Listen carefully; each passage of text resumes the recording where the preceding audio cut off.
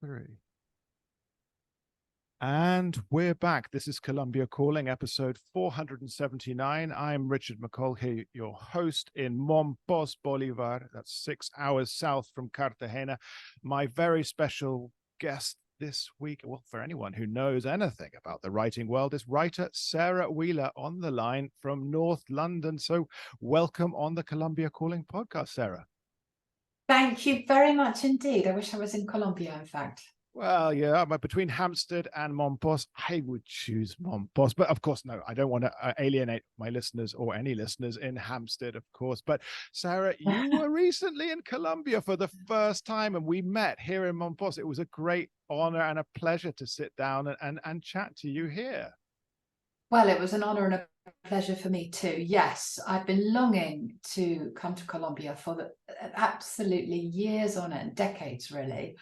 I suppose since I spent 6 months in Chile 3 or 4 decades ago for a book I wrote about that country, and kind of fell in love with the whole scene, and kind of stuff seeps in, doesn't it, about other from other countries when you're on the continent. And I think Chileans have some sort of affinity with Colombians, and I'd wanted to visit ever since. And with me, each book tends to take about 3 years, and I tend not to do any traveling during that period, except to the country I'm writing about in some way or other. And, the years went by and I never came. So I'm absolutely thrilled that 2023 was the year I visited, and I had the best time. And 3 weeks was nowhere near enough. Of course, just the briefest taste. And I absolutely loved it. So you'll be coming back. I think we can surmise from that. I hope so. Yes, I hope so. I travelled around largely on those marvellous buses, which we would call them coaches in the UK. And they were so great because one's so high up, that you get a great 360-degree almost view, or 180 degrees anyway, and air conditioned, and people getting on, selling you delicious things, and usually a nice driver to chat to. And there was hardly anybody ever on the bus with me. And so for an old lady like me, a sort of long 6 or 7 hour daytime journey, I'm certainly way too old to do the overnighters. I feel I've put my time in as far as that's concerned.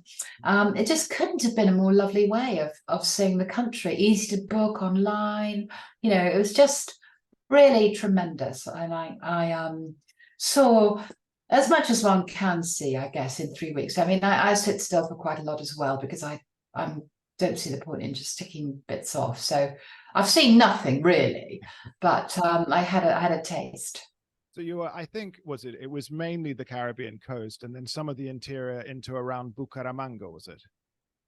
Yes, that's right. I got the bus from Cartagena up to you in Mompós, and then I got the bus up to Bucaramanga, which was absolutely fantastic, staying at a couple of places en route. Spent some time there. Then I flew down to Medellin in order to go to the Pacific coast. And that, of course, was something else entirely that I wasn't expecting, didn't know anything about, and realised just how cut off it seems. And I talked to many people as I could of when I was there, but it just seems like a land that, has like another country that's been cut off really. And I'd be interested to find out how it does on all the social indices. Maybe you can tell me on Colombia, because I feel that it probably hasn't been pulled along like the other provinces have. But of course, it was stupendously beautiful, really easy to travel there as well. A lot of beach life, a lot of long walks, and scrambling up to the waterfalls and all the rest of it. All the things people do on the Pacific coast. And talked to a lot of sort of old pirates who were marooned there. A lot of them had been on further islands, and so they sort of couldn't stand it anymore and had to move to civilization, i.e. The coastline there. But they had some great stories, and of course some terrible stories about the bad times, which we didn't go into. One's read enough to know about that.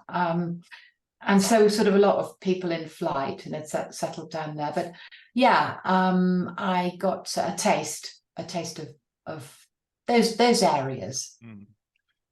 That whole issue, well, the indices in the Chocó, the Pacific coast, lag behind, I think is the most polite way of putting it. Lag behind. That's what I meant. That's what I suspected. I love that you say the sort of the old pirate, sort of abandoned or shipwrecked there, that'd been on other islands and then come back and had to move into civilization. And you get this idea of moving into civilization being Solano or so on. It's still quite a limited. I think Solano itself would have been too much like the metropolis. It was a sort of a little village on the outskirts of Solano, population 3. That was the big smoke was for them.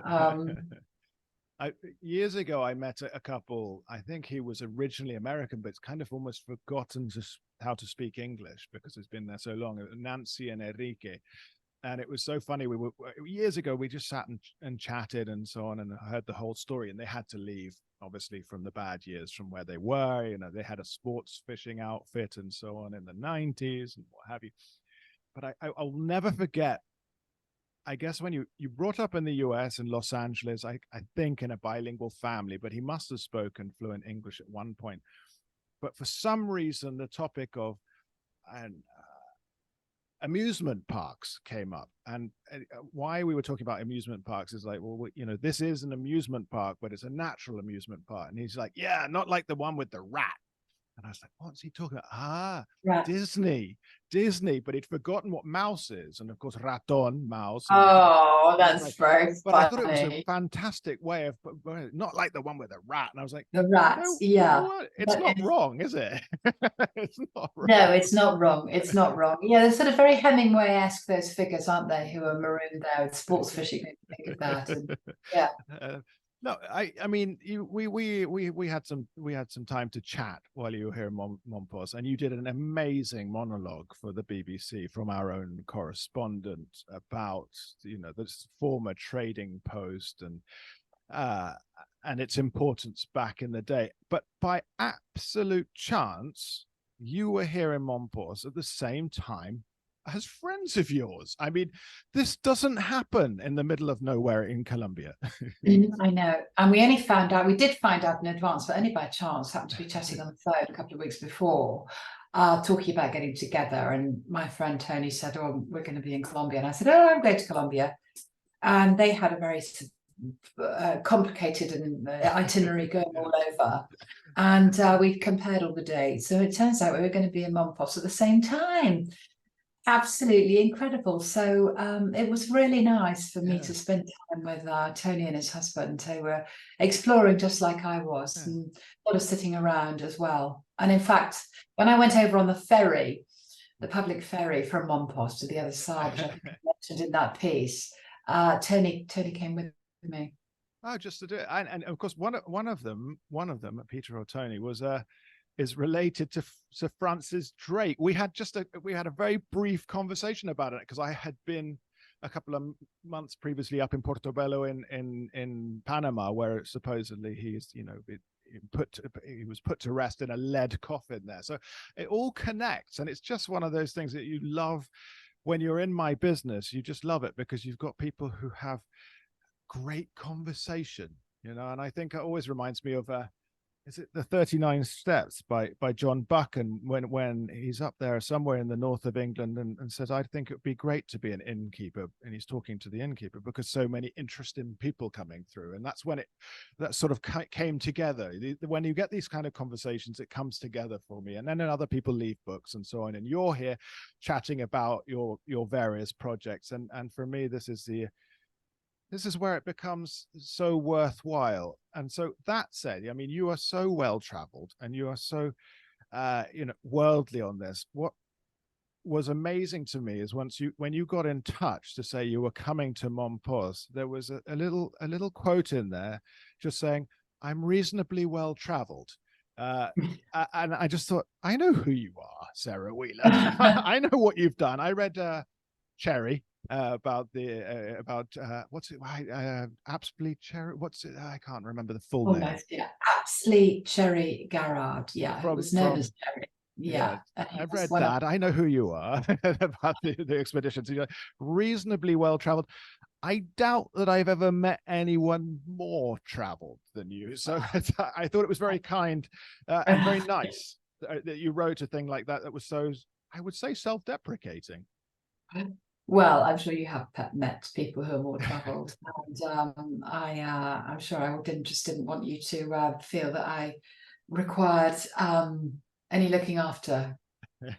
Okay, well, fair enough to that. But all the time, let's talk about your projects. Let's talk about those as well. We'll come back into Colombia a bit more.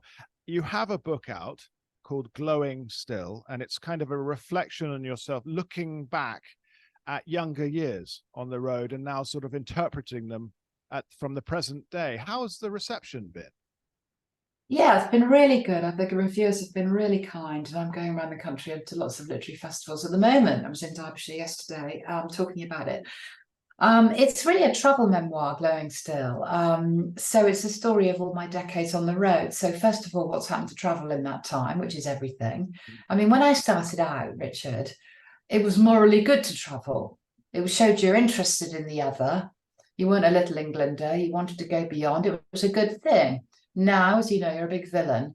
If you go anywhere, first of all, hydrocarbons, an issue that regrettably is not going to go away anytime soon, burning up aviation fuel and all the rest of it.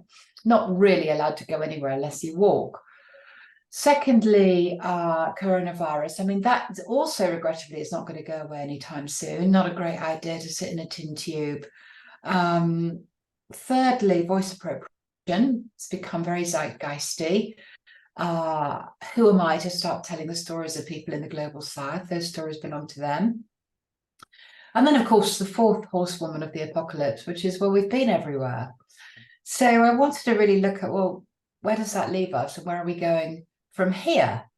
And recap sort of in some way my traveling life. And I got down all my notebooks, which are on my office shelves rather, like sort of standing to attention like soldiers with the countries that they cover written on the spine, usually in Tipex, and looked through them, started looking through them, which, as you can imagine, was rather a gripping undertaking. First of all, I'd forgotten so much, and secondly, I'd left out so much. I thought, why did I leave out some of these stories which were the best, and also stories I knew perfectly well why I'd left them out because they were so hugely embarrassing, and all the rest of it.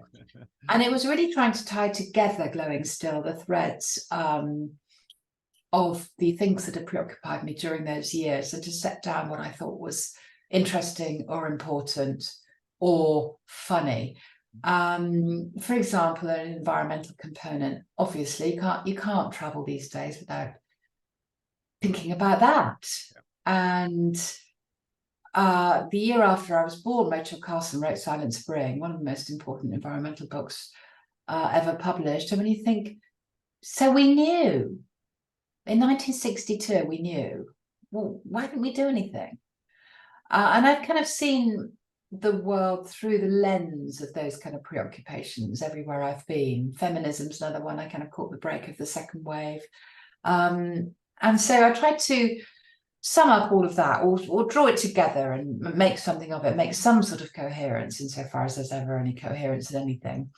And also show the world sort of spooling by behind me. I tried to show a couple of, if you have a few scenes where I was when the kind of key events of my life, historical events, have unfolded. I remember being at a hotel in Shanghai I wrote about, for example, on the 1st of May 1997. Nobody of my generation that grew up under Margaret Thatcher will forget that day. And I was on an assignment for a magazine and just arrived at a business hotel in Shanghai, about to go further afield. I was writing a piece about an artist.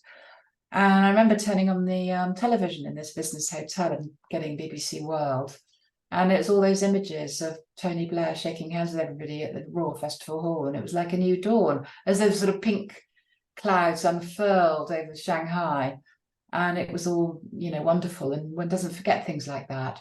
And of course, nor is one aware of how that dawn turned out for all of us. So I tried to share the 62 years going by of my life, and through my travels and all the rest of it. And I must say, it was massively enjoyable, a massively enjoyable thing to do.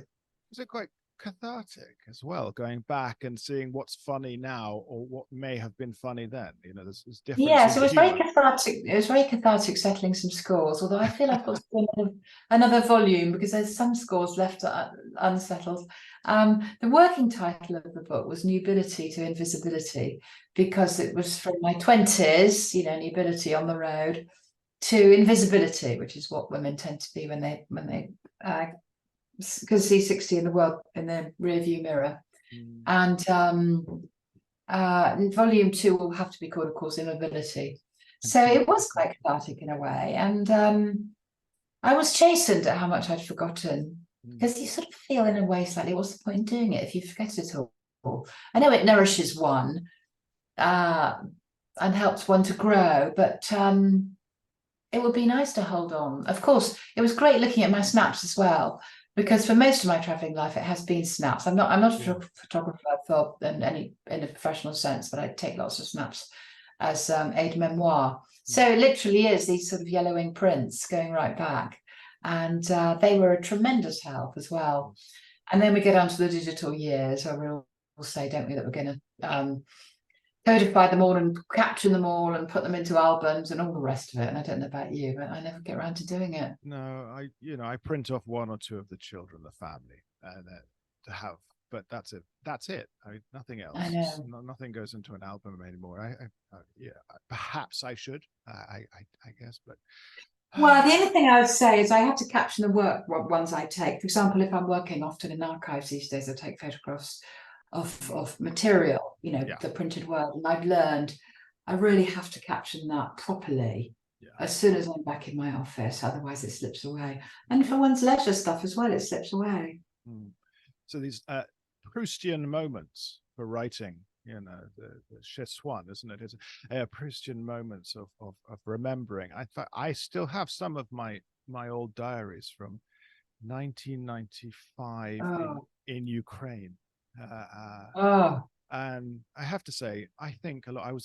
I just finished school and I went for 3 months to teach English, like private school boy.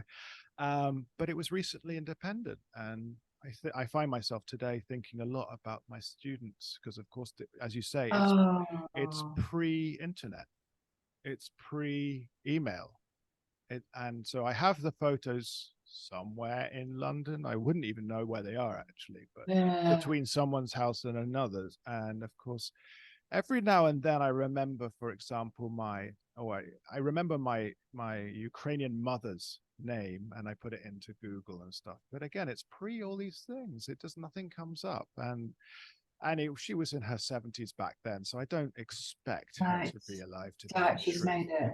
But I just think that sort of, obviously with the current events taking place now, one reflects. I mean, with all of your travel, you must have similar type of experiences where you spent a good amount of time with people that have left such an impact on you. And maybe it was, we're talking of the 70s or so on, in an era where we still wrote letters, and these things just fall by the wayside. Yeah, I think about some of those people a lot. I lived in Greece in 1982 for a year, and a lot of those young people my age, in Athens, 20s, people in their 20s, I hung around with, and they were good times. Everything was cheap. We used to go out dancing all the time. And I think about those people a lot. And like you, the idea of tracking them down is all pre-internet. Half the time I don't even know their last names. Even if I do, they're not that unusual, the names. I don't know it seems like almost an impossible task. I do think about them a lot. I do. And then individual people will pop into my head as well. And I kind of hope that if I make it to a really old age and I can't go anywhere and I'm sitting, dribbling, I hope that I can think about all those people then, and that'll be food and traveling back. And I hope the memories will sustain in some way when I can't make more. Yeah, well, I'm sure they will, because again, writing things down, taking photographs, it all helps imprint it on yourself. And one of your quotes about from the book and what you've been doing in the publicity rounds, if you said that you're still glowing, or glowing still, sorry, glowing still is very much meeting a younger me.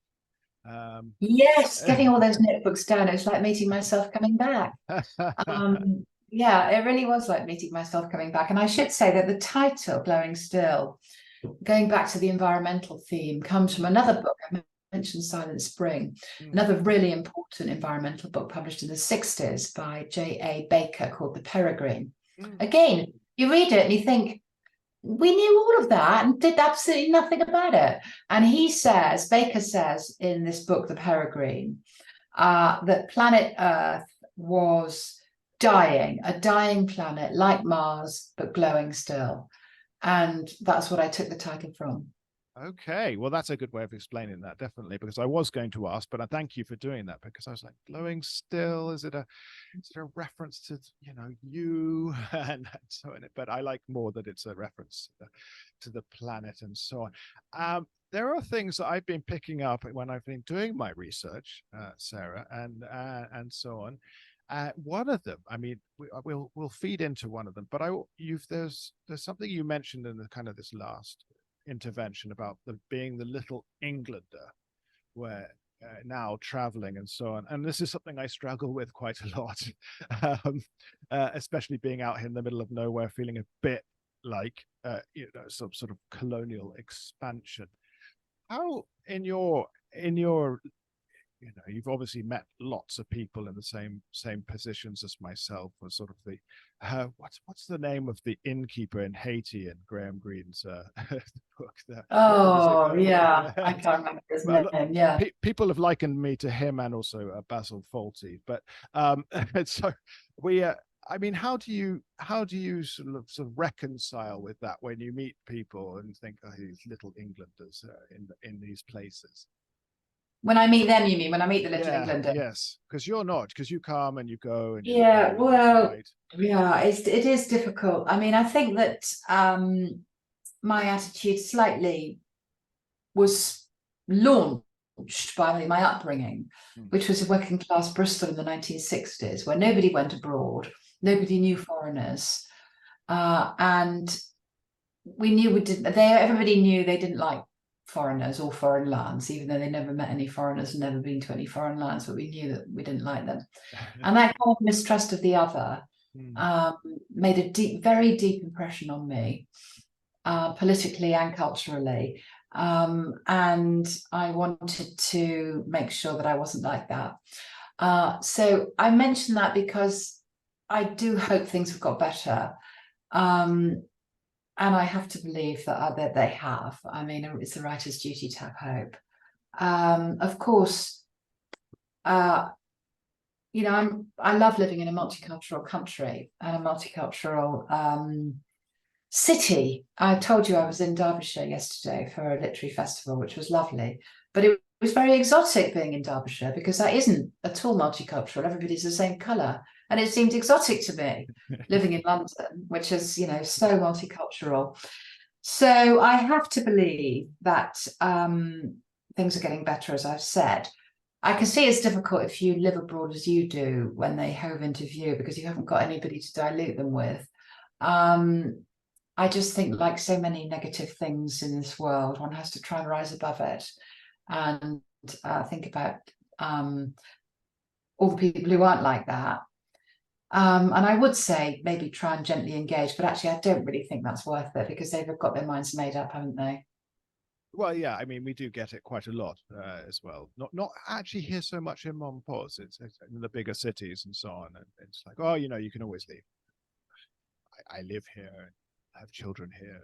I'm not planning on leaving anytime soon. But then this, as we're touching on a sort of more serious notes here, and you're doing an amazing job putting my mind at ease. But there is a quote from, I don't know where you wrote it, and I think I'd like to say you put into, British men are the worst misogynists in the world.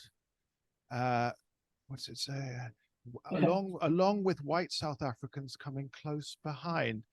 I like to think I'm not a misogynist, but I'm sure there's something there as well from an upbringing and being British and so on. But where did this come from? Well, don't take it personally. I didn't say then, and I didn't say you. It came from experiences I had in the Antarctic. I spent 7 months in the Antarctic, which, as you know, is not owned by any nation, but many nations have bases there, including from your own continent there, Brazilian base I spent some time on, and the Chilean base on King George Island.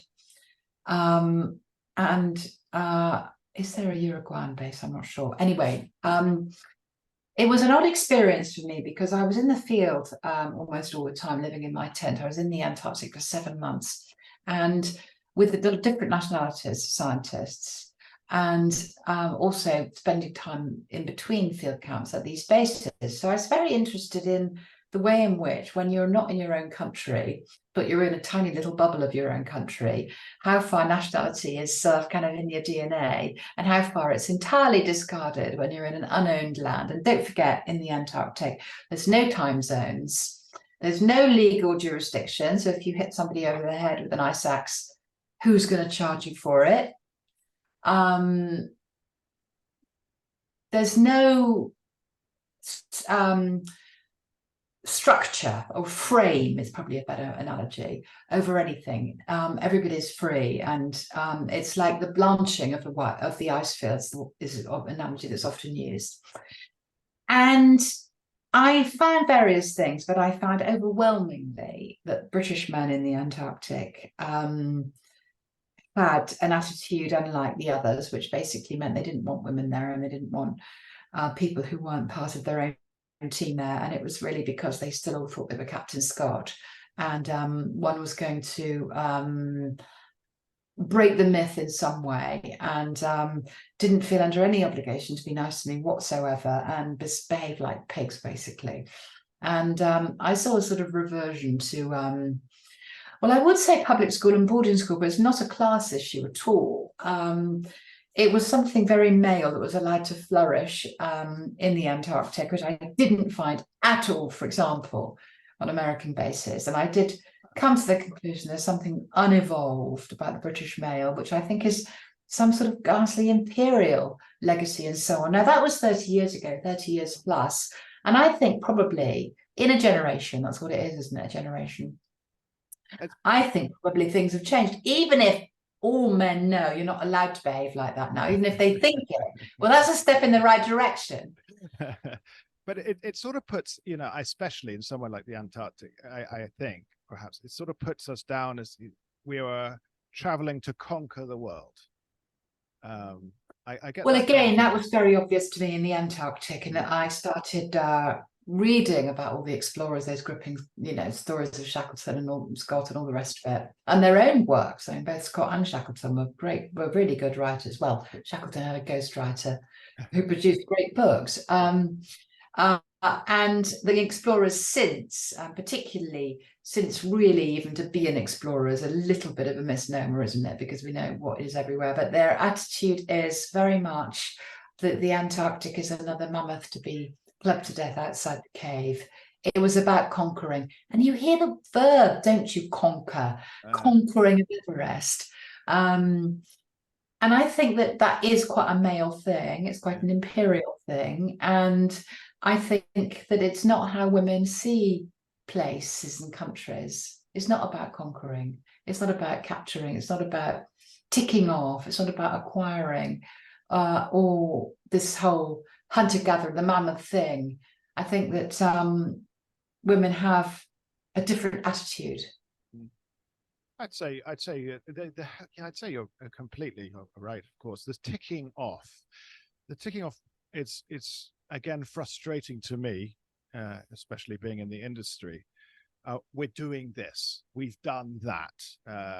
We've done Colombia. I can't get my head around it. Oh, we're back in 2008 when we opened the Casa Maria. I remember people coming through fast. We're only staying one night. We're in a hurry to get to Peru because there's more to see.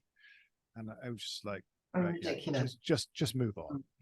Just move on. There's more to see. And I think, obviously travel has changed and it's all Instagrammable, and that's the sort of ticking off, isn't it? The selfie in front of Huayna Picchu, or the selfie in front of Iguazu, or so. Yeah, you sort of owned it by being there. Yeah. I get that kind of feeling of conquering, isn't it? There's a proof that you've been there. True, yeah. You're stopping short, of course, of raising the flag. Although that said, I did happen to be at Puerto Inca many years ago, again in Peru, and one of those big van truck travel companies came, and when they set up their tents, they raised their flags, which I found that pretty invasive back then, and I was just like, I think a lot of people would do that if they thought they could get away with it. Well, yeah, and they had the flags. I found that very, very sad, actually, that way of doing things. Now, you've got so much going on, and there's no way that we could fit it all in. And we've been quite. We've reflected a fair deal on everything here in a brief amount of time, but I want to hear about your new project that you are I think you're neck deep in it now, but you're doing a biography of Jan Morris. Perhaps you could tell us a little bit more. Well, first, I think, to my listeners, who is Jan Morris? Okay, yes, I'm writing the authorized biography of Jan Morris. Jan was a writer whose work really covered all the second half of the 20th century. She always said the centerpiece of her life, just talking about her work now, was the Pax Britannica trilogy, which is a 3-volume history of empire, written with great narrative flair. She wasn't a historian, she didn't use primary sources. She used secondary sources and went everywhere. And I think most people would agree that that trilogy is quite something. She also wrote very famous travel books about lots of places, notably Venice, a book that's been in print ever since it was published in 1960.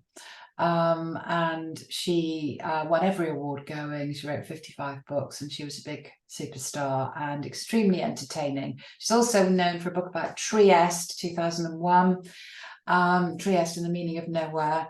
And she did visit Colombia and wrote a couple of very good essays in the 60s about Cartagena and Bogota. I think just those two, but the Cartagena one I do recommend. That was in the 60s for The Guardian, in fact, and then it went between hardcovers in a collection of essays. And Jan, well, there's two more things to say about Jan. One is she was a transgender woman. She was born James Morris in 1926 and became Jan in 1972. When she had the operation in Casablanca. And I can say had the operation, which is rather a crude way of putting it, because she herself wrote a memoir about the operation called Conundrum, which again is still in print. And so now it makes it easier for me to mention the other thing, which is that as a man, Jan was a foreign correspondent for the Times and the Guardian. And in 1953, she was the correspondent selected by the Times to go on Sir Edmund Hillary and Sir John Hunt's expedition to Everest. The Times was sponsoring the expedition, and were allowed to send one journalist along, and James Morris was selected. So she went along and got really high. And of course, once the two of them, Tenzing and Hillary, came down and met up to this very high base where some of the rest of them were, and gave this news. It was all marvelous and wonderful celebrations, and everybody was delighted and thrilled and so on, except for Jan, because she had to get the message down, which was no mean feat, especially as her rivals, the foreign correspondents from the Daily Mail and so on, were lurking behind every glacier. And the story of getting that message down is told in Coronation Everest, and has been told many, many times. Was recently in the latest anniversary, which was the 70th, of course, and will be told, one of those great stories which will be told until the end of time, of how Jan got the message down. So Jan left us in 2020, and as I'm writing the authorized biography, yes, so I spend a lot of time at her house in North Wales, which is currently unoccupied, and going through her books, of which there are many thousands, and many of them have got letters tucked inside of them. And of course, it's the letters I'm most interested in. Cool. So I was there very recently, and I sleep in Jan's bed, and there are bats living in the bedroom. Again, it's a sweep of history, you know, and I found the 50s particularly gripping. And Jan was in the Middle East before and after that Everest expedition, at a time of, you know, great change. And it was she who broke the Suez story in 56. And I find all that absolutely gripping. But you said I'm neck deep in material. I feel more that it's over my head by several hundred feet. You know, I've completely buried in it. So my task is going to be marshalling that material. This is not going to be a 600-page book. I feel really strongly nobody wants to read 600 pages on Jan. I want to read 300. So it's a question of gathering it all up and looking at it from a great height and distilling it. It's what writers do, I suppose. Get up on the balcony and look down. Indeed. I don't think you're afraid of the bats in the bedroom. I think you've been up against much worse in these years, but equally so, it's never that great. It sounds like a phenomenal story to research, and to find the letters and sort of personal diaries, which are the reflections, are real reflections, because you tend in a letter not to be so censored, you know, it's and so on. I think that would be really interesting. And of course, someone who starts a foreign correspondent as a he, then turns into, you know, the correspondent, I suppose, as a she, and all of the complexities and, of course, barriers that one faces. And this is the authorized biography, so you are very much in contact with the family, and I can't imagine that families are easy to deal with. Well, the history of authorised biographers and their relationship with the estate is littered with corpses. But Jan has 4 adult children. Well, obviously they're my age, aren't they? And then they're extremely helpful, cooperative, and delightful. And all they want is for true record to be set down, insofar as such a thing exists. So. Really being authorized, the key thing about that, well, two key things. One is copyright, having access to copyright, being able to quote everything published and unpublished. That's a key thing. And then secondly is having the cooperation of the family, which is Jan's children and nieces and nephews. Yeah, and I hope that you know, I hope that I can do a good job, and that they I mean, they won't like all of it, but I don't need them to like it. I need them to think that it's, what do I need them to think? That it's a true portrait. So when are we expecting to see that on the bookshelves?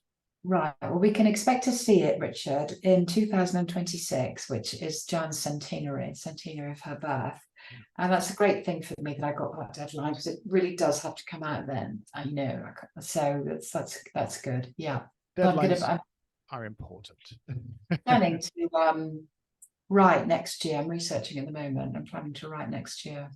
Okay. Well, I mean, we all wish you all the best, and I will definitely have it on my list of books to read and to purchase in the coming years, because this just sounds so fascinating. And again, that period of change in the 1950s, and if you're in the Middle East, the cultural wealth at that time, you know, you think of Baghdad or you think of Kabul, which were cities within these countries, which are just, phenomenal places to visit, I think. Yeah, she spent a lot of time in both of those places, Kabul and Baghdad. I can imagine. A lot about them. Yeah, definitely too. Well, I'm not going to take up any more of your time. I found this truly stimulating conversation, and I wish and I hope that my listeners out there will pick up Glowing Still. It's available as an audiobook as well as, a physical book to read. So please check it out. Sara Wheeler, writer, Glowing Still, or anything. And I personally recommend the Cherry book, because of course I read that prior to visiting. Well, I guess as I'm in Colombia, I should say Las Malvinas, but if we were in England, we'd say the Falklands. But I read it prior to going down there once, and it put a lot of things into perspective for me. But thank you so much for your time, Sara. It really has been a real pleasure to chat to you. Thank you for having me. Pleasure to talk to you, Richard. Yeah, definitely. And I hope to see you back here in Colombia at some point in the future, perhaps doing the book tour for the Jan Morris book. I'm longing to come back. You can come to the Feria del Libro in Bogota and present the book. Oh, I'd love to do that. It's the second biggest book fair in Latin America behind Guadalajara. So it's a big deal. Right? Yeah. I'd love that. I'd love that. So we'll work on that for you there, right. Sara. And so everyone, Glowing Still, buy it, listen to it, everything else. We've been talking to Sara Wheeler, writer, here on episode 479 of the Colombia Calling podcast. It has been a great conversation, as I know you'll all agree. Please, if you want to support the Colombia Calling podcast, that's at www.patreon.com/Colombia Calling, and you can throw us a little tip there. Now over to some messages from our sponsors, and we will be back next week with more interesting conversations about or related to Colombia. Bye-bye.